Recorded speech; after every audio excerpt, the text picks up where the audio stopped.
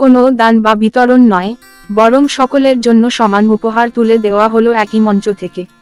সাংসদ অভিষেক বন্দ্যোপাধ্যায় এর জনসেবার আদর্শকে পাথেয় করে প্রান্তিক মানুষের মধ্যে উপহার প্রদান করলেন মহেশতলা পৌরসভার 34 নম্বর ওয়ার্ডের পৌরপিতা গোপাল সাহা।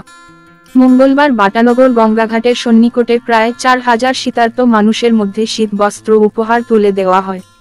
এদিনের অনুষ্ঠানে প্রধান অতিথি হিসেবে উপস্থিত ছিলেন মহেশতলা পৌরসভার চেয়ারম্যান দুলাল চন্দ্র দাস, বিধায়ক আবু তালেব মোল্লা, পৌরপিতা সত্যেন্দ্র সিংহ, পৌরপিতা তরুণ মণ্ডল, পৌরপিতা মুকুল মণ্ডল, পৌরমাতা সুমনা মুখার্জি, পৌরপিতা অতিবর রহমান, পৌরপিতা তারক নাথ সাহা, পৌরমাতা সোমা বেরা সহ অন্যান্যরা।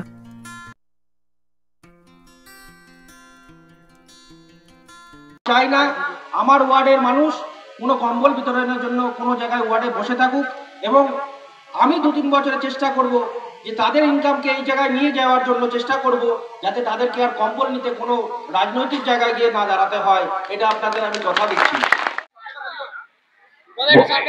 লাগছে আরো বেশি আমাদের তৃপ্তি লাগছে যেভাবে সেবাশ্রয়কে মানুষ সাড়া দিয়েছে, যেভাবে প্রত্যেকটা বিধানসভায় 10,000 করে প্রত্যেক দিন, কোনো বিধানসভায় 20,000, কোনো বিধানসভায় 50,000 প্রত্যেক দিন মানুষ সেবাশ্রয় ক্যাম্পে গেছেন তার স্বাস্থ্য নিয়ে, তার সাংসদের প্রতি ভরসা রেখেছেন যে ওই ক্যাম্পে গেলে আমার শরীর ঠিক হবে, তার জন্য প্রত্যেক দিন ক্যাম্পে যে হারে মানুষ যাচ্ছেন এর জন্য আরো ভালো লাগছে। 3,000 লোককে দেওয়া হলো। আচ্ছা, মানুষের পাশে থাকার আমাদের সবসময় অঙ্গীকার, এটা আমরা আমাদের মাননীয় সাংসদের থেকে শিখেছি কি করে মানুষের পাশে থাকতে হয় এবং কি করে মানুষের পাশে থাকা যায়, তাহলেই মানুষ আপনার পাশে থাকবে। তো এটা সাংসদের থেকে অবশ্যই আমরা চেষ্টা করছি এখানে কিছু ইন্ডাস্ট্রিকে এনে সেখানে কথাও হয়েছে, কাজও শুরু হবে। এই না যে বললাম আমি বলে কাজটা করার চেষ্টা করি, কারণ আমরা সাংসদের শিষ্য, কারণ আমার সাংসদ যেটা বলে সেটা করে, আর আমরাও সেখান থেকে শিখেছি যেটা সাধারণ মানুষকে কথা দেবো সেই কথা আমাকে অক্ষর অক্ষরে পালন করতে হবে। আমরা ভাবনা চিন্তা করে কথা বলার পরেই ভেবেছি কি করতে হবে আমাদেরকে, সেই কথা অনুযায়ী আমরা সেইভাবেই এগাচ্ছি, যাতে আগামী দিন কম্বল বিতরণ মানুষ আসছে তো কোনো না কোনো কারণে, যে তার বাড়িতে অভাব রয়েছে, কারণ অর্থেরও অভাব রয়েছে, তার জন্যই আসছে, তার জানি সেই অর্থের অভাবটুকু না হয়, সেটুকু আমি ছোট ছোট ভাবে যদি ভাগ করা হয় যাতে মানুষের কাছে অর্থ পৌঁছালে তার জানি না আসতে হয়, সেটাই তো আমাদের সবচেয়ে বড় পাওয়া আমাদের রাজনৈতিক জীবনে। সবাইকে দেখছে, আপনারা দেখছেন আমাদের অনেকগুলো জলপাইগুড়ি থেকে লোক আসছে, দার্জিলিং থেকে লোক আসছে, তারপরে আপনার হরিপাল থেকে লোক আসছে, এবং এক একটা বাচ্চার দায়িত্ব আমাদের সাংসদ কাঁধে তুলে নিচ্ছেন, এবং সেই বাচ্চা যে একজন হার্ট অপারেশন হলো তার জেমস হসপিটালে সাংসদ নিজে গেলেন সেই বাচ্চার সাথে দেখা করতে। তো এটাই সব সাংসদ, এমন সাংসদ আপনি ভারতবর্ষের বুকে কোথায় পাবেন। 34 নম্বর ওয়ার্ডের কাউন্সিলর গোপাল সাহার উদ্যোগে এই বস্ত্র বিতরণ, ঠিক আছে, অনেকদিন থেকেই করবে, অনেক জায়গায় দিয়েছে, আজকে করেছি, খুব ভালো জমায়েত করেছে, মানুষজন এসেছেন এবং সকলেই পাবেন, সকলকেই দেবে, এই উদ্যোগ নিয়েই ও শুরু করেছে। এই উদ্যোগকে স্বাগত জানাবো, এই উদ্যোগকে বলবো ভালো উদ্যোগ, সকলেরই এইভাবে করা উচিত। ঠিক আছে, আমার একটা বক্তব্য সব জায়গায় বলি, একটা পরিবর্তন, সভ্যতা বা সমাজের একটা পরিবর্তন হয়েছে।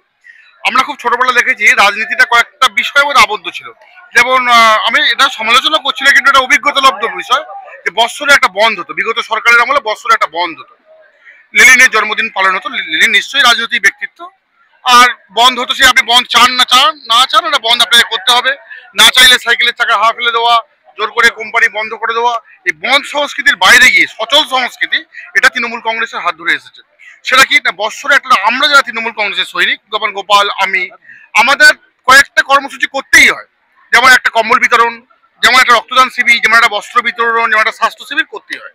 আর গোপালের বিষয়টা সম্পূর্ণ অন্য, আমাদের থেকেও দেখুন, আমার থেকেও ছোট, রাজনীতিতেও পরে এসছে, কিন্তু রেঞ্জটা অনেক উপরে, রেঞ্জটা।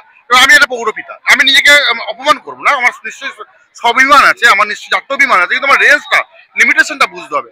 আমি একটা কম্বল বিতরণ করি খুব জোর সর্বোচ্চ 100, একটা রক্তদান শিবির করি খুব জোর 60, ওর রেঞ্জটা 1000 থেকে শুরু হয়।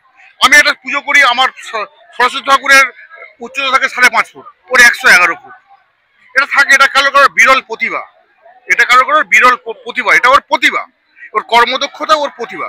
আর দ্বিতীয় যে পরিবর্তনটা, এটা দেখবেন আজ থেকে শুরু হলো, যে কম্বল আমরা দিতাম যার কোয়ালিটি, আমরা একটা পেটা কম্বল দিতাম, যেটা এই কম্বল দিয়ে 10 খানা কেনা যেত।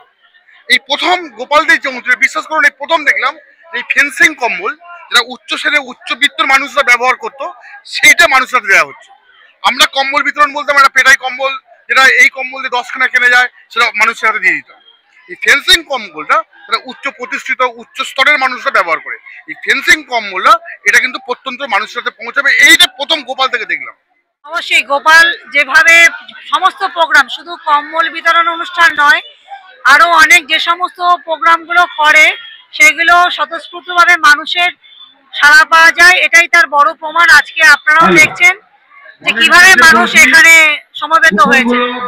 গোপাল সাহার এটা তো একটা উদ্যোগ না, এরকম অনেক উদ্যোগ ওয়ার্ডের যারা একটু পিছিয়ে পড়া মানুষ আছে তাদের জন্য গোপালদা নিয়েছে, এটাকে সাধুবাদ জানানো ছাড়া আর কিছুই বলার নেই। এরকম ভাবে আরো অনেক কিছুই উদ্যোগ উনি ভবিষ্যতেও নেবেন। সুতরাং এই যে উদ্যোগটাকে অতি সাধুবাদ। খুব ভালো লাগে, খুব ভালো লাগছে।